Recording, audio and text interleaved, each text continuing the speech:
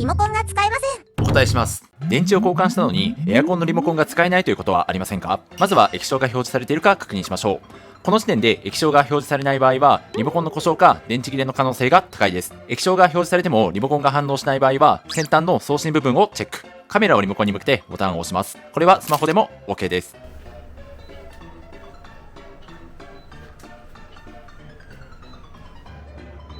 見えます？赤外線が出ていない場合はリモコンの故障。赤外線が出ているのにエアコンが動かない場合は本体の故障の可能性が高いです。